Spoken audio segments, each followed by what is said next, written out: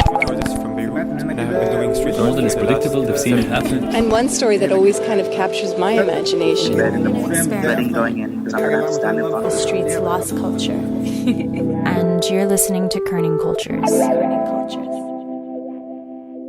All the people calling me Besh. So this is Besh. I'm Besh. This is my name. And Beshwa is meaning frontline fighter. I'm proud of it. Yeah, you should be. Today, we're taking you on a journey from Iraq all the way across Europe. But first, we'll start at the end, in Gonsanth, a suburb of a small port town called Dunkirk. And Dunkirk is in the north of France. It's about 20 miles from the shores of the United Kingdom. We're actually at a refugee camp, and like all refugee camps, everyone here has a story. But we've come here for one particular story. The majority of the people here are Kurdish or Iraqi, and they're in transition. They're moving and taking chances every night to cross over to the United Kingdom. In part one of today's episode, we're exploring one family's story, how they got here in the first place, and as if their story wasn't extraordinary enough fleeing their hometown for safety and stability, this particular family actually lost each other in the shuffle through Europe's elusive borders. And in part two of this episode, our search for this family opened up a whole nother set of layers that we want to share with you. The intricacies of the inner politics and workings of the refugee camp in Dunkirk. I'm Razan Al-Zayani. And I'm Hiba Fisher. And you're listening to Kerning Cultures.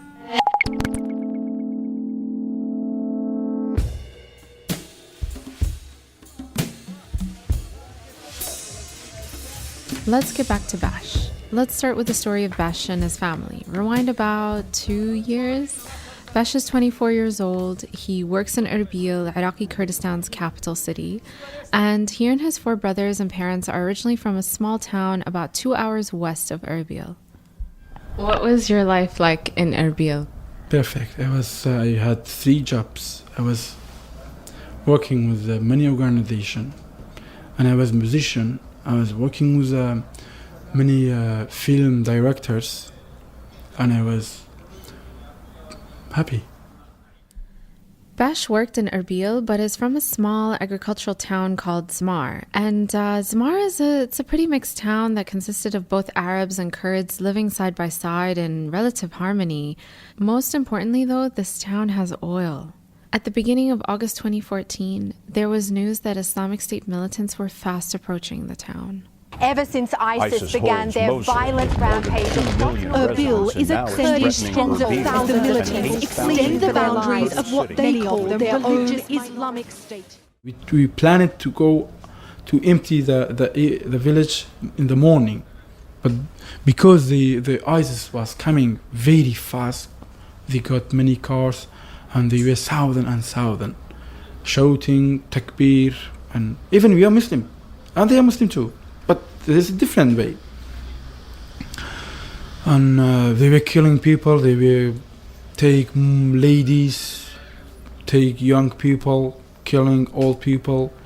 The population, like in the village, they were so afraid about that. So we decided to empty the village in the morning, but the leader said, we feel that they are so close because we hear the gunfire.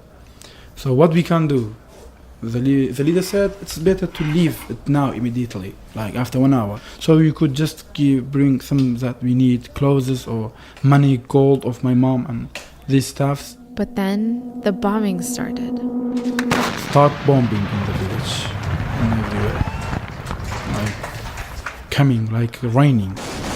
So I just could bring my guitar and going to the car, and my father was driving the car. We leave the village.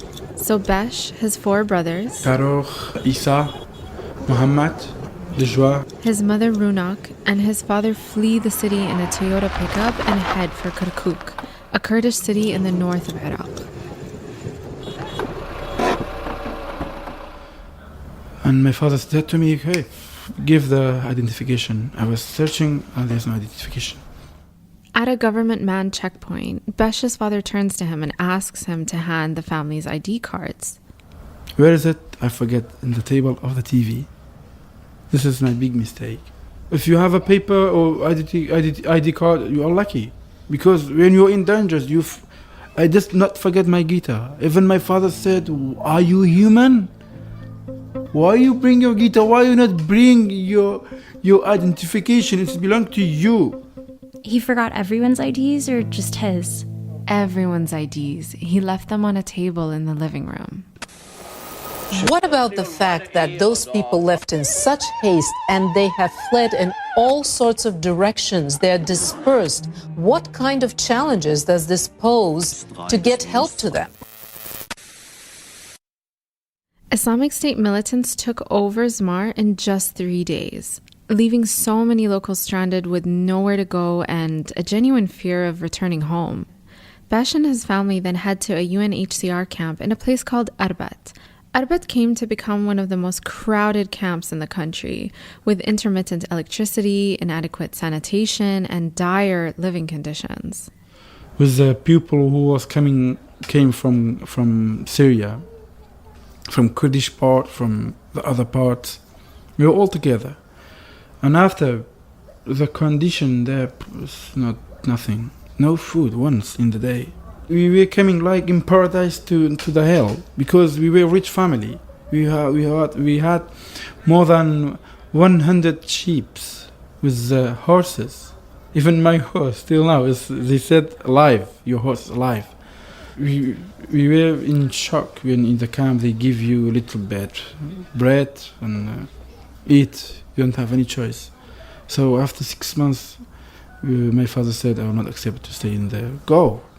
Where? Go to Turkey. The living conditions were so difficult for his family that Bash's father told his son to take the rest of the family to Turkey.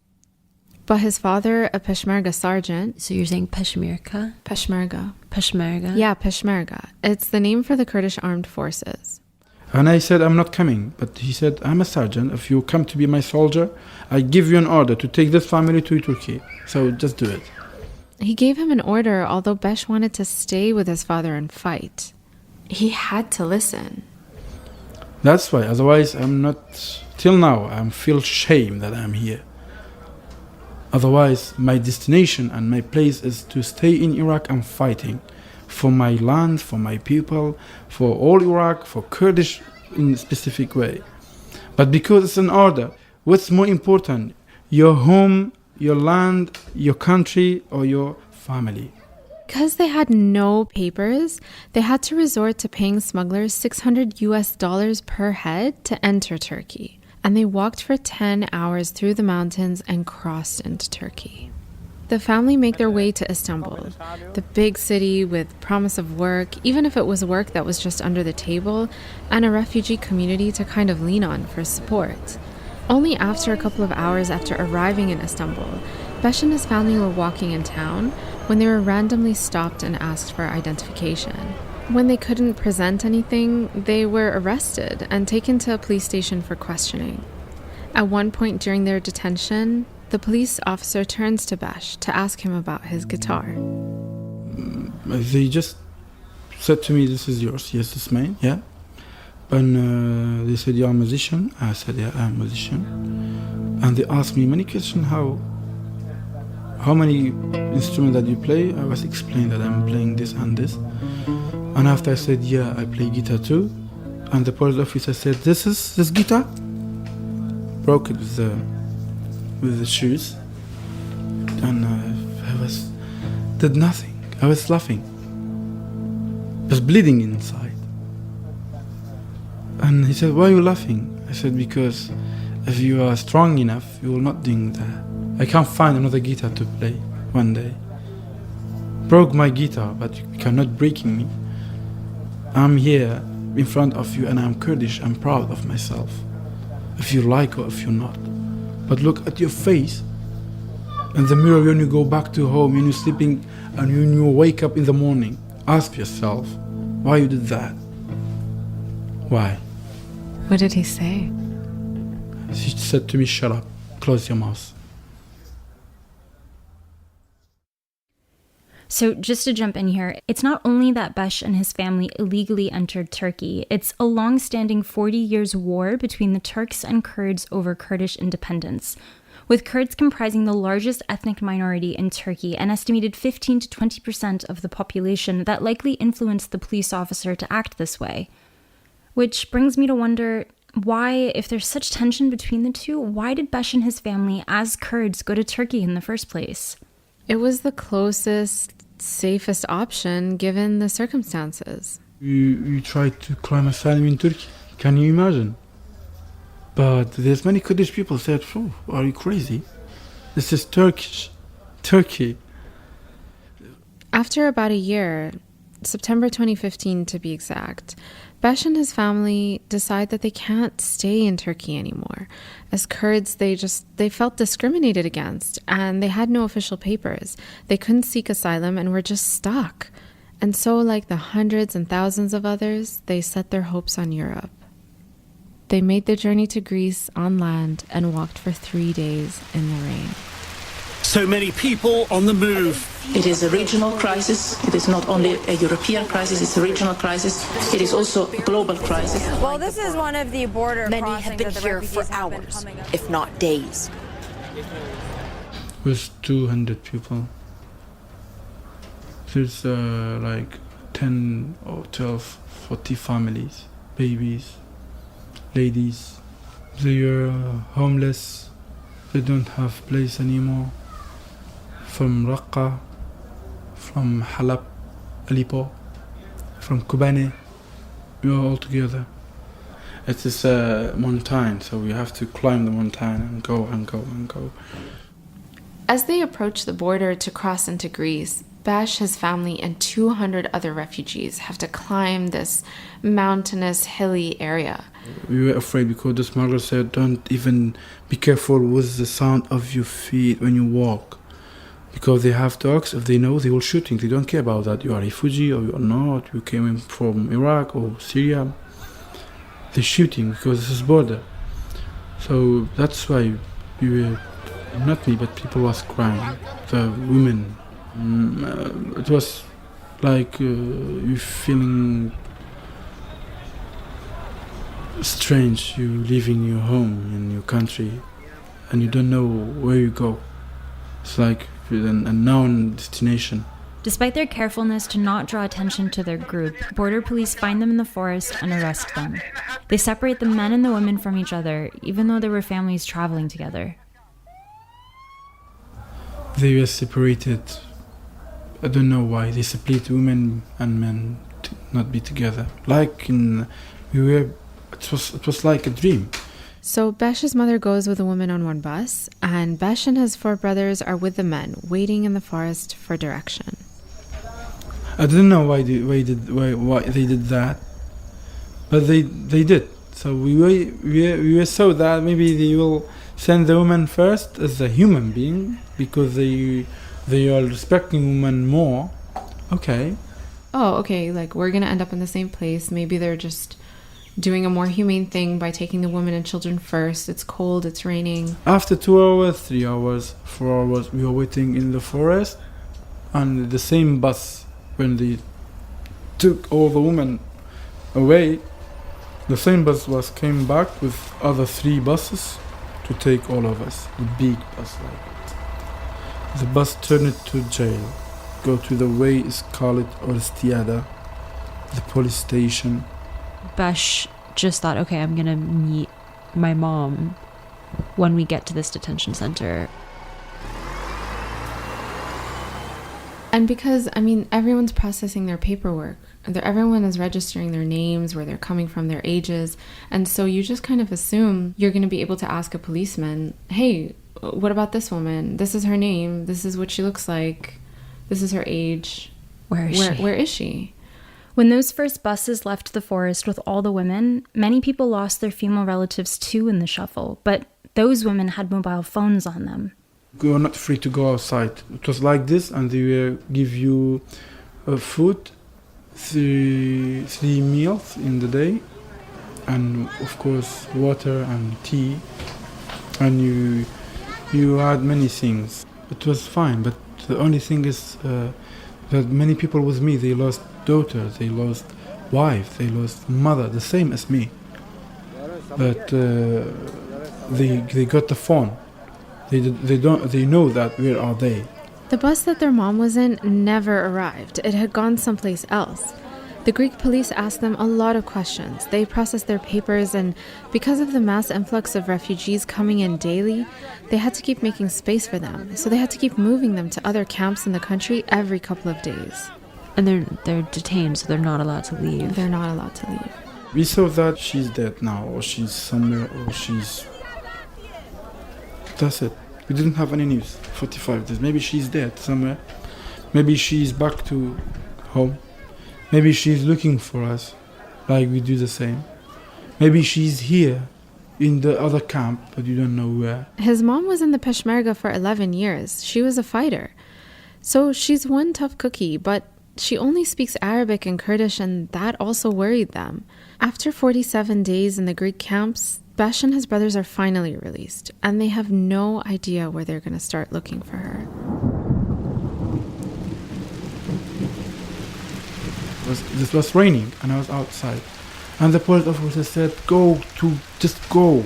Don't stop here like a child. I was not feeling cold or hot. I didn't feel anything.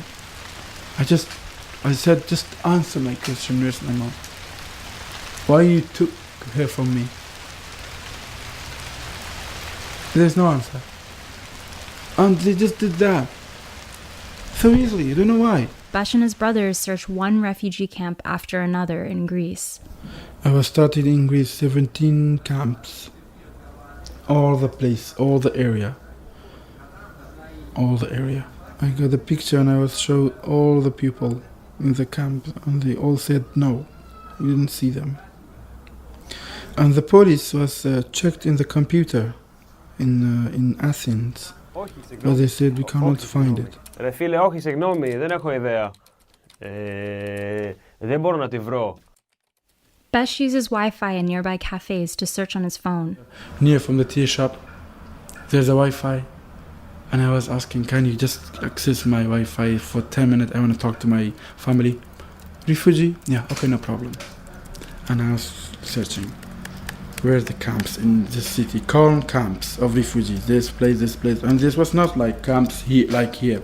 It was small, or it was an apartment, like accommodation. The Red Cross, they said maybe you can find her in Serbia or somewhere else, because there's another camp in Serbia. There's 2 camps in Serbia. And I did the same. No news. I did in Croatia, Slovenia, Austria, till German. He takes trains all over the continent. He and his brothers are hiding from train staff as they rode because they had no money to pay for the train tickets. Cologne, Frankfurt, Nuremberg, and Berlin, and Hamburg, Petersburg. I don't know, there's many cities. I was not tell my father that my mom's lost because I was afraid he was coming.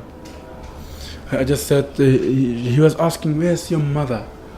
I want to talk to your mother. And I said, my mom is praying, my mom is sleeping, she's in toilet now. Every time lying. Suddenly, in Berlin, there is a breakthrough.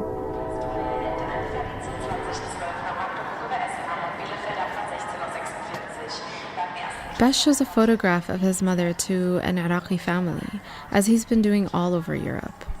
One of the family, the Iraqi family, I was showed to pupil even. And the woman, she was like 48 years old. She said, show me again.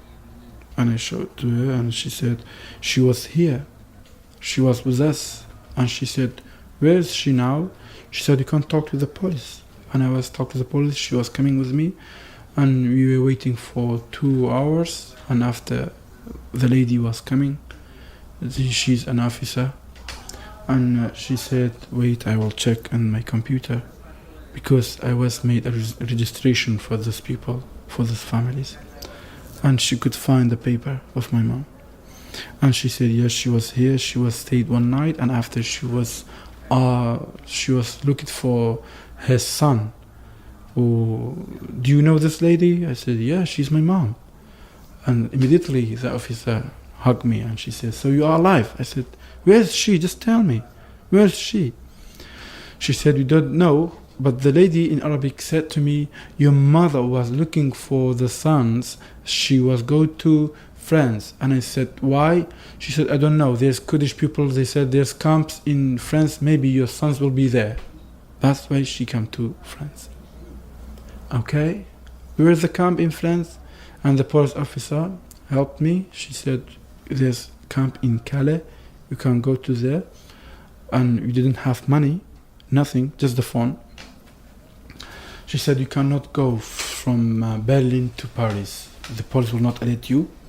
So you can go to Belgium, Brussels, and in Brussels you can go to France.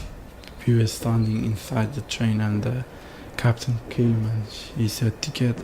I said, no ticket. Why? I'm refugee. And suddenly he was talking Arabic.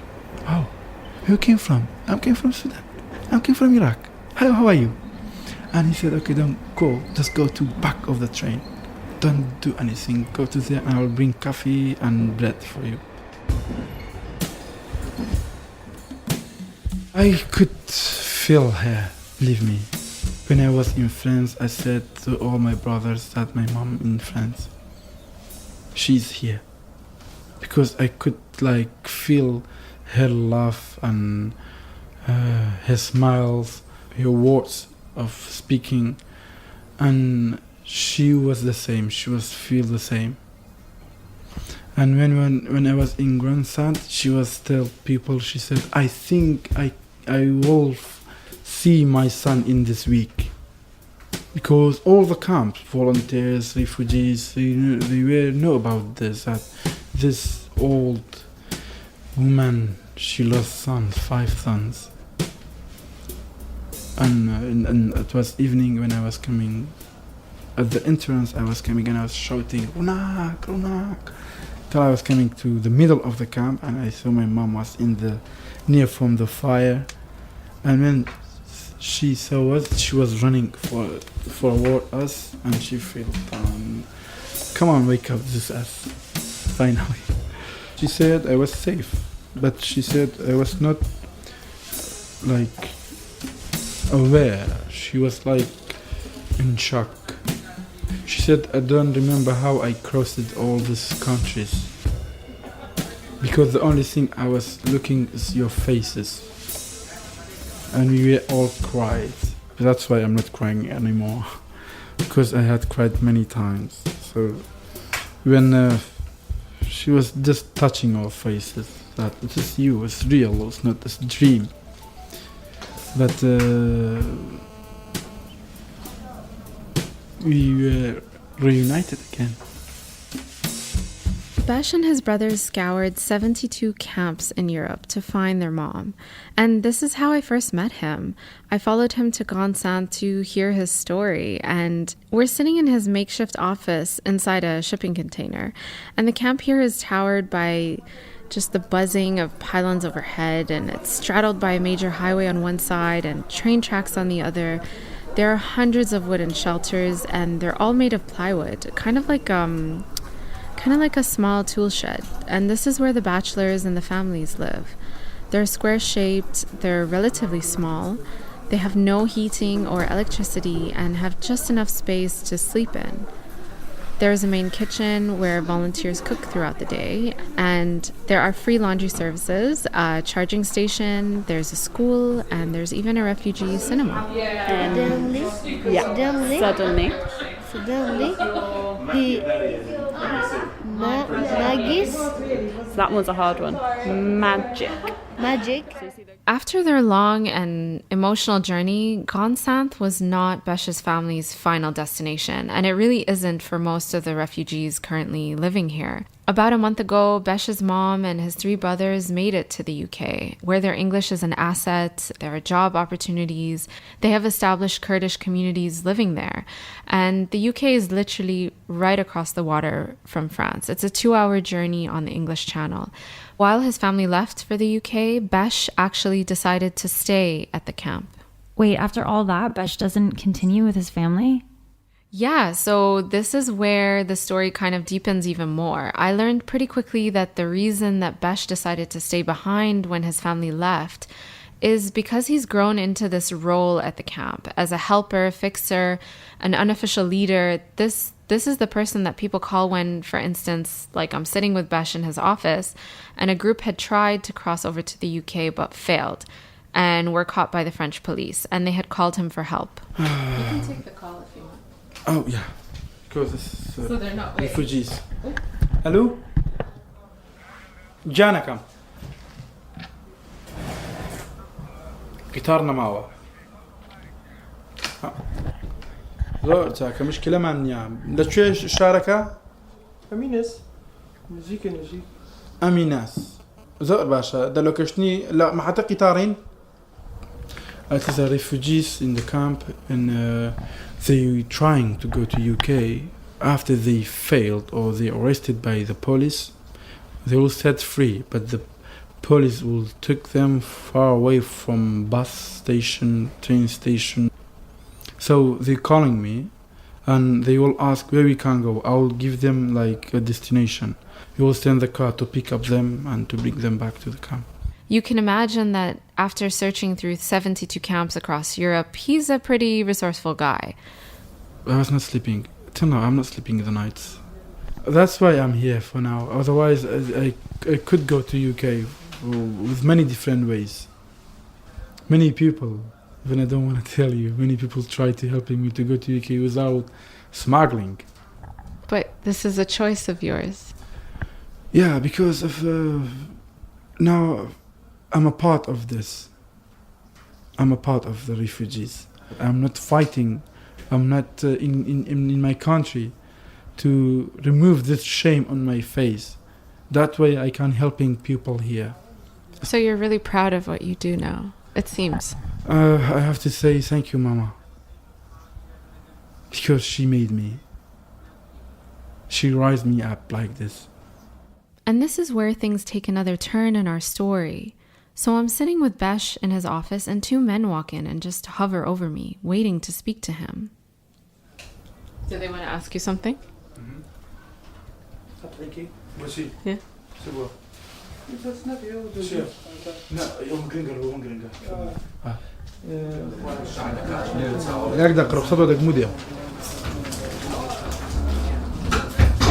Is everything okay? No. It doesn't seem like that. The smugglers fight with one of the refugees and they said, we will not let you come inside the camp anymore. Really? Yeah, so he was asking to have a car, to send him to Calais. How can they prevent someone coming in? That's why I'm not claiming asylum in France. Why they will be careless about that? You know, I told police many times about that. Many times. The chief of the police. I told them, just be a hero, come. I don't care if they are Kurdish, they are Iraqi, Pakistani, Somali. Smuggler is smuggler. So now what are you gonna do? I have to help this man. Is it dangerous if I go? Do they care? For me? For me? Yeah. It's fine. For me. For you, don't close to me. Don't come close to me, he said. Living at the camp, it's a constant navigation of crises. So this is where the whole underground world of smuggling opened up to me. The issue of smuggling overshadowed every single conversation I had with anyone at the camp, be it refugees, volunteers, or security staff. Smugglers seemed to be all they could discuss. And this world is heavily political. It's organized, it's semi-organized. There are good smugglers, there are bad smugglers, and we'll explain all of what we found in part 2 of our episode.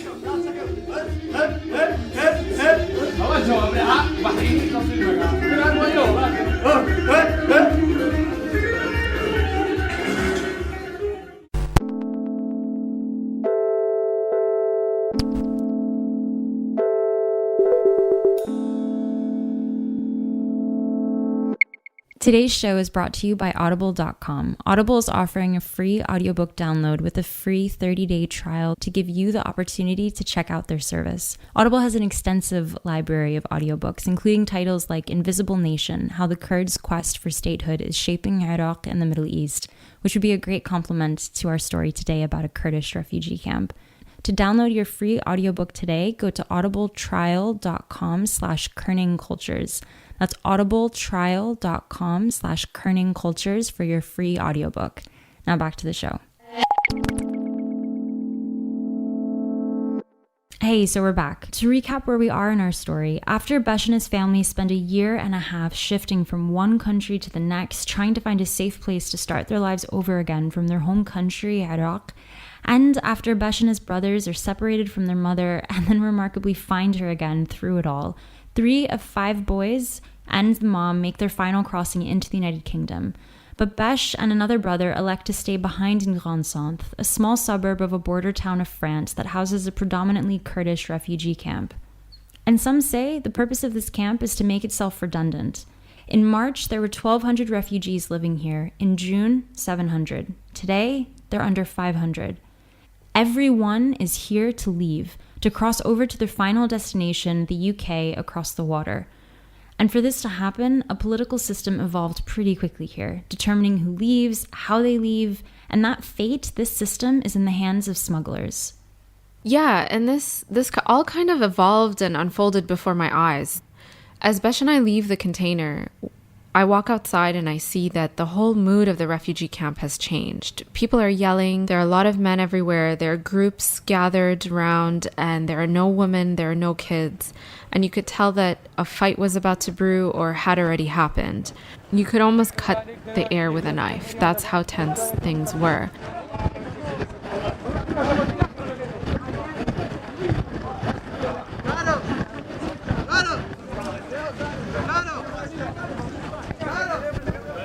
As I walked to the entrance of the camp, I did see a man who was beaten up and bloody, and Besh was trying to figure out a way for him to get to a safer place.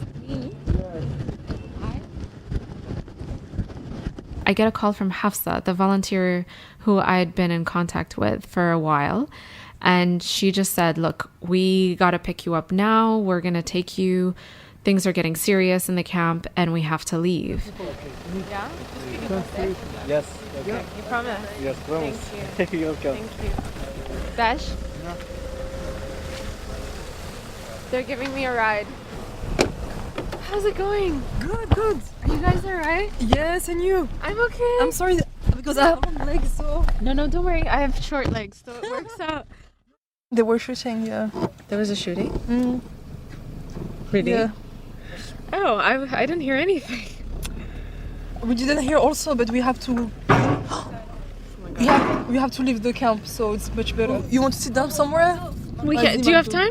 Yeah, sure. Yeah. Hafsa and Sohela, 2 local volunteers, they pick me up in their car with Sarhang, who's a refugee at the camp, and we drive off to the local McDonald's in the town. It's June, and it's so cold. I don't know when summer arrives in the north of France, but it's definitely not June. I spent the evening and the next couple of days trying to dissect the various methods of crossing into the UK, the system the smugglers use, and the effects that working in the camp has had on volunteers like Hafsa and Sohela. First days, it was like we were very innocent. This is Hafsa speaking. You know, we came, we were just helping, we were not thinking about what's really happening there. So we were just funny, talking to everyone, we were not, careful. Okay, let me give you a little bit of backstory. Hafsa and Sohela are 2 school friends and they're Dunkirk locals. They decided to volunteer 9 months ago after they heard that Kurdish refugees were streaming into a makeshift slum in the woods of Grande Centre. This was the old camp. The camp that Besh is in now is a new, fully constructed camp. Every week, refugees arrived by the hundreds, and this quickly turned the area into a rat-infested, muddy wasteland. It was known as the Grande Centre jungle and was dubbed as Europe's worst refugee camp. With so much to be done and so many people in need, the 2 friends quickly found themselves there on a daily basis. Day after day, we realized that it was not just a camp. There was a system inside, a policy. Day after day, we realized how was the camp and how we should help people or not. The camp has double faces. Sometimes I was sad when I saw volunteers to come in the camp and they were giving shoes without knowing they were giving shoes to smugglers. Maybe they can sell the shoes. There's a lot of situations like this. During her first few months working at the camp, Hafsa said that she helped a female refugee that was raped by one of the smugglers. And when we helped her in the beginning, I was just coming like this. Yes, come, and we would bring you somewhere else. But it was very dangerous to take someone, it's the customer. So we should not break the business to them. I've been to her tent and she started to say everything happened to her. She started crying and then I said, let's go, take you back, we go. But it's not like this. There's a lot of smugglers everywhere. They are looking at you, what you're doing, etc. I remember the showers. Oh my God, there were just one shower for 3,000 people, right? 4 showers, but they didn't work properly.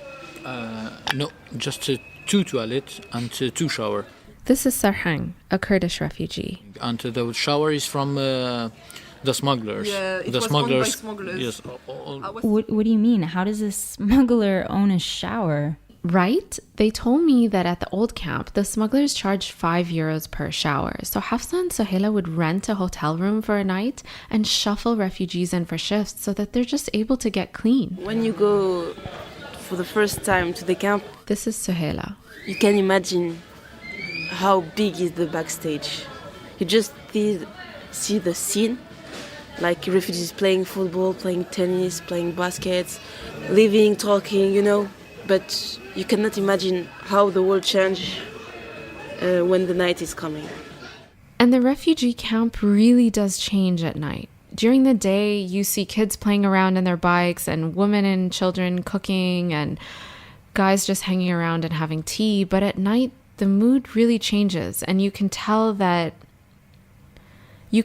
there's a purpose for the night. Attempted crossings to the UK mostly take place at night. Groups of men leave the camp just with backpacks and they just disappear into the woods.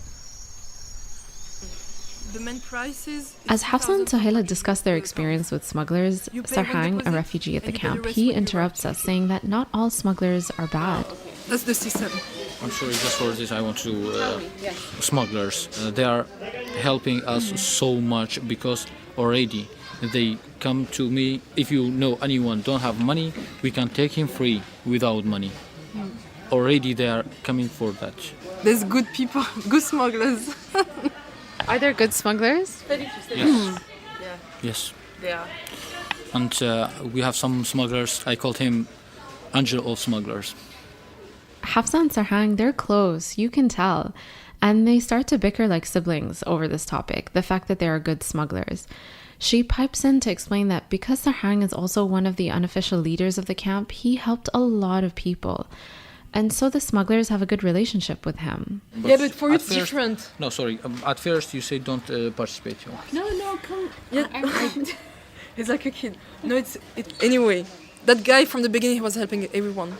So the smugglers, they love him and they let him to go to UK for free. As I sat listening to them in McDonald's, the realization sunk in that yes, smugglers can be violent. Yes, smugglers take advantage of the vulnerable. But the smuggler-refugee relationship is much more fluid than we think.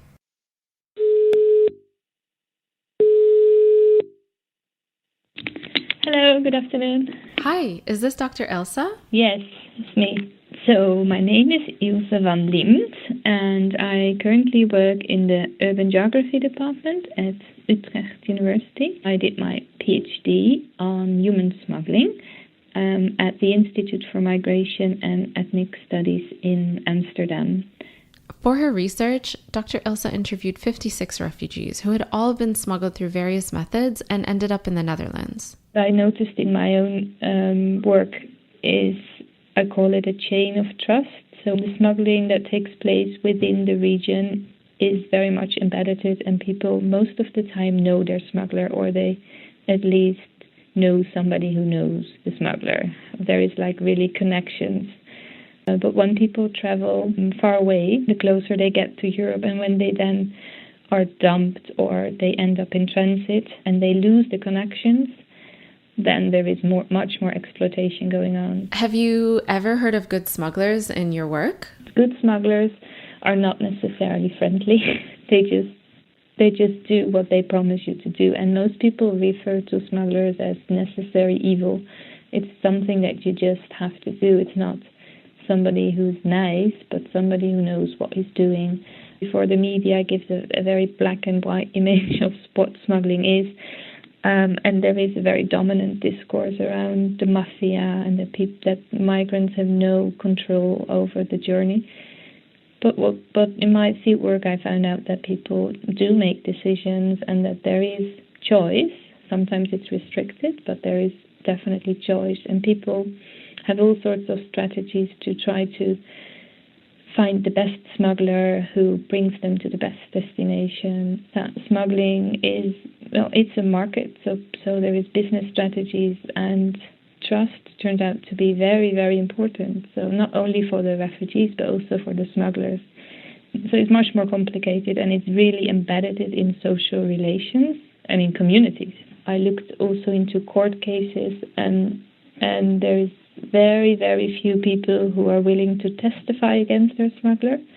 And that's very illustrative, I think, because it's somebody who does something against the law, but at the same time, he also saves your life.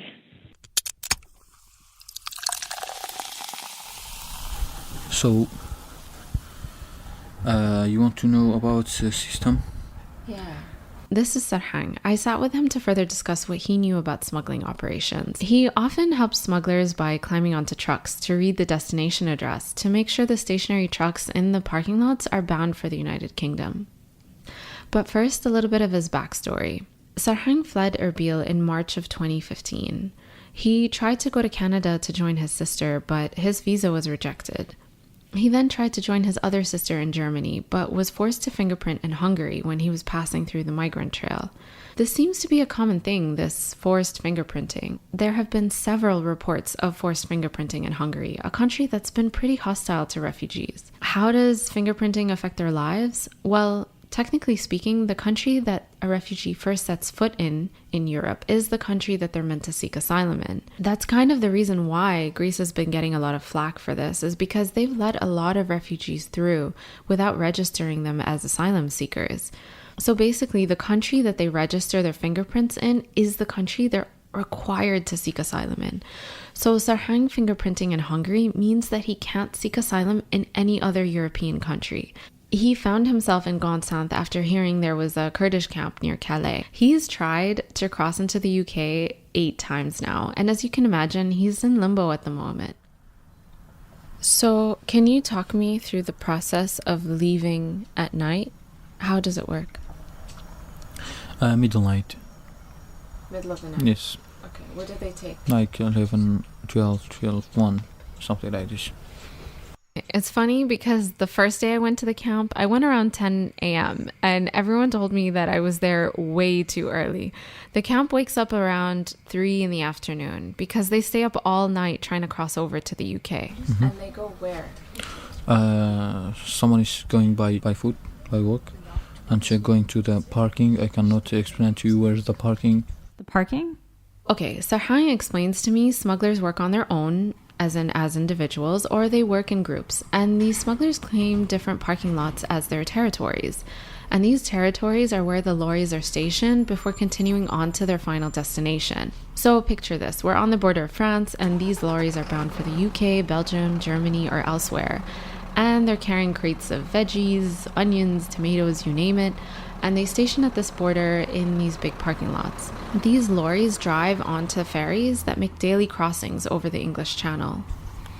And they are waiting for smugglers. When the smuggler is going to there for open the truck, and they are going to inside truck.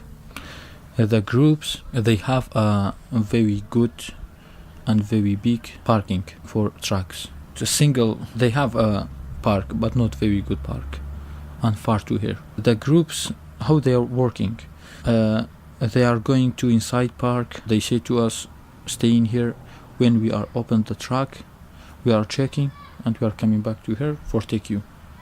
So the driver doesn't know. No.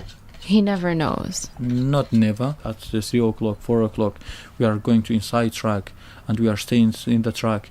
And at the morning, 8 o'clock, 9 o'clock, he's coming to open the truck. When he saw refugees, he's close the door. They said, keep quiet. Like help, you know. So the smugglers open the back of these trucks, but not every truck is UK bound. But when they open the trucks, they bring me to inside the parking for reading address. Because I can speak English, I can read English. And they say to me, just read it, it's for UK or not.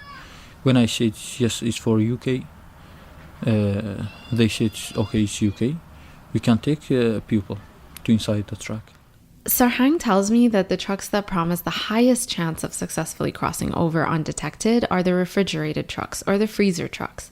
The temperature inside these trucks is minus 27 degrees. And there have been horror stories of people stuck in these trucks that were accidentally bound for Germany and not for the United Kingdom.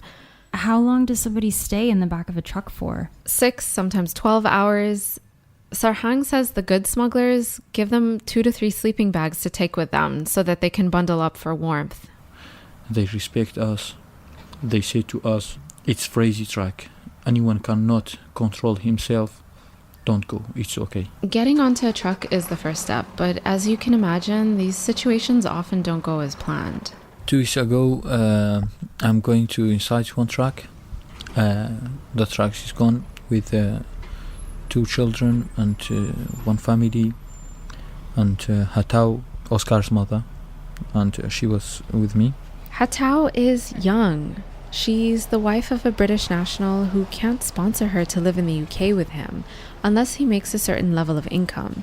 He didn't want to leave her and their 1-year-old son, Oscar, at the camp by themselves, so they live together there while they make repeated attempts to cross over. The truck is not going to control. It's going to another park. I don't know which park or The not. truck that they were in essentially didn't drive to where it usually drives through for customs checks. There are just police in there. Not control, no security, not anything. Just police and like daira. Okay? And when we are try to... they found us and they said, come to outside, like very, very big sound. Come to outside. They step outside, Sarhang recounts, only to have the police let their dogs loose on them. And the dogs hit us so hard. And I'm just 1 children behind me, just run. And 2 times I'm make it down, and the police hit us like animal. After that, I said, just I want to know why. And where's humanity? Where's Europa? Really, it's French. Really, it's European humanity. Where's? Sometimes I said, where's my God? It's not like kufr. You know, just ask. Where's Rahma from God? Not for me. I don't care about me. But what about children? What about women? And Hatau is not good until now. She say to me every night, not every time, every night, but maximum night. I'm just that dog is coming for me in my dream. Border patrol into the UK happens on the French side. And if the truck successfully makes it over to the UK, then the refugees are in the clear as soon as they hit British land. What is the percentage of people that successfully make it over? This is Sohela again, one of the camp's volunteers. At the beginning of March, 7 March, there was 1,200 people, you know, and now we are in June, and there are just 700. So yeah, a lot of made it to UK. A lot. I thought they're really strict. No, really, there's a lot who are in UK. When I've been to UK for helping them, especially in Glasgow, I was just sitting in a park and they were like, Hafsa. They are all here. Really, I was shocked. How much does it cost to be smuggled from the French border to the UK? Yeah, so I'm really glad you asked this question. Let's talk about money. But Besh was telling me the price that you have to pay is like £10,000. It's for guarantee, if you go by guarantee. It means you go to UK for sure. The main price is it's £2,500. You pay 1 deposit and you pay the rest when you arrive to UK. Oh, okay. That's the system. Wait, so if I paid 2,500 British pounds, I may make it over. If I paid 10,000 British pounds, I'm guaranteed to make it over safely? It seems arbitrary. And where do they get that kind of money? They sell everything they own. They have savings and contrary to popular belief, not all refugees are poor. Do they pay their smugglers in cash at each point along the way? How does that work? Yes and no. Let's break this down a little bit because it may get really complicated. There are several ways of paying smugglers. The first is to pay a deposit to the smuggler and then the difference once the refugee arrives. But carrying large amounts of cash leaves them so vulnerable to theft, crime, exploitation, especially in a lot of these camps that are mostly unpoliced. And then we have the hawala system. Hawala? So hawala is derived from the Arabic word hawl, which means transfer. It's an off-the-books informal banking system that has been used in capital centers in the Middle East and parts of Africa and the Indian subcontinent for hundreds of years. And it works on a system of trust. So we've established here that the majority of refugees here, they don't carry cash on them. This cash is given to brokers or hawaldars who work in Kurdistan or the country of origin. So these brokers, they're most of the time small business owners. Let's say they own a car dealership and at the back of house, they do a little extra on the side. So let's say a refugee wants to cross to the United Kingdom and they want to pay 3,000 British pounds. His connections in Kurdistan, whether it's friends or family, will pay the car dealership owner this amount. The owner, broker 1, let's call him broker 1, contacts a second broker in France, let's call him broker 2, and broker 2 owns a supermarket and tells him the amount that is to be paid to the smuggler. So the family in Kurdistan that is giving 3,000 British pounds to the car dealer, broker 1, that physical cash that the family gives is not crossing the borders into the hands of broker 2, the supermarket owner. Like no money is crossing borders? Yeah, no money is actually crossing borders. And this is what makes hawala so fascinating. Broker 1 and broker 2, they know each other, they trust each other. So again, broker 1 tells broker 2 the amount that is to be paid to the smuggler. Broker 1 then supplies the family with a passcode. And this passcode is then given to the refugee, who then gives it to the smuggler when it's time to cross over. The smuggler then gives the passcode to broker 2 in France, and broker 2 will supply him with this money. Broker 1 and 2 trust each other, and debts are sorted at a later stage, and the brokers will take anything between a 3 to 5% fee. It's typically lower than, let's say, Western Union or formal banking systems. There are no transaction records, so it's really, really difficult to follow this trail. Is the system... Okay, so you're saying there's no paper trail following this cash, and this system's been around for hundreds of years. This is the modern Western Union. Is this an informal banking system? Is it legal? The system is illegal in most countries, but in the Middle East and other areas, it's still practiced legally under a highly regulated license. With regards to smuggling, though, this isn't new. People have been smuggled for centuries, but according to latest Europol data from 2015, smuggling trade into Europe alone has a current turnover rate at 5 billion euros a year, and 20% of those transactions use the hawala system. Refugees have always been smuggled. This is Dr. Ilsa again. Because for them it's really difficult to migrate in a legal way. They cannot go to the embassy and apply for a visa. So there have always been smuggling, but there has not always been that intensified border control. So the way smuggling is organized has changed a lot because well, in the literature it's called this cat and mouse game. So when there is more border control, then the smugglers also professionalize and they charge more money and they need more technology and there needs to be document forgeries involved. And so the smuggling that used to be rather amateuristic and low profile has changed because of the professionalization of border control. Yeah. It doesn't seem like there's a way out, but yeah, I think offering more legal options is the only way to kind of break the circle. The idea of the camp is not a solution for these people, really. Because they become crazy, you know, in the mind. They are all the time crying. It's hard for a man to cry. If you see a man crying, it means it's the end. really the end. Especially during their journey, they took the boat for going to here. They saw people dying on their way. Some of them, they are showing their feet. There's a lot of scars in there, on it, They have a lot of trauma. Even they miss their mom, they are alone. Some of them, they are single men, they don't have any family around them, no support.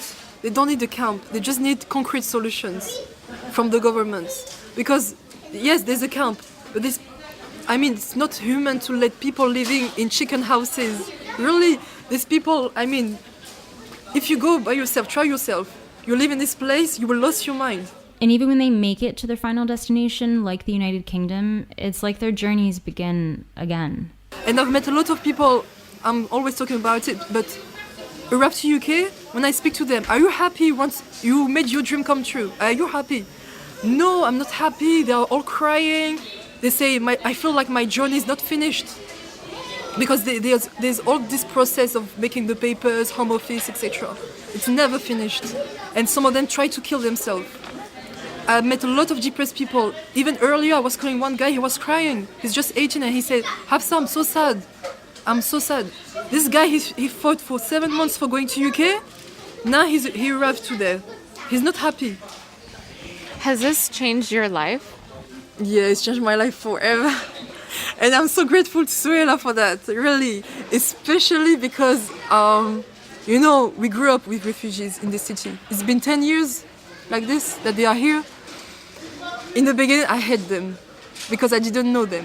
I really hate them because they were on the streets and they were... People, have cliché about them, and I had cliché about them. And then I discovered them, and all my cliché fell down. Me at September and me now, I'm really not the same girl. Really. It was the school of life, the camp, really. The school of life.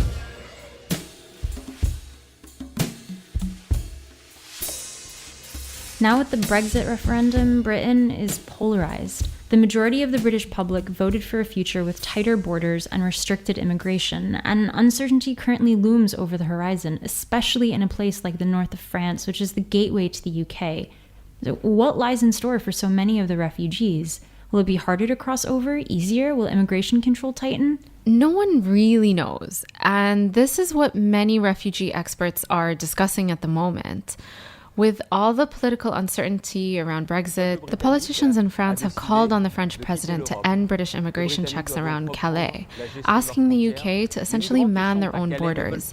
I think the numbers, though, speak for themselves here. 2,000 refugees were living at the camp in October, 1,200 in March, and now there are less than 500. There are a lot of Kurdish refugees successfully arriving in the UK to seek asylum, and for now, I don't think anything might change. Now with Brexit, I don't know what will happen. There is a whole new context. I have no idea. But there was a British dream, like the American dream. So in Britain, when you work hard, you will survive and you will be able to start up a business and earn money. I think for now, nothing really changes. I talked to a refugee lawyer and he told me that it will take at least 2 years before certain laws can be changed, but what I can imagine is that border control will even be more intensified. Still, the UK is a very favorite destination for people, and that's because of language, job opportunities, and also an established ethnic communities already living there, especially in London. So that's very appealing factors that I don't think will change. The UK has always been an island and very difficult to enter. So refugees have tried to enter and they will continue to try.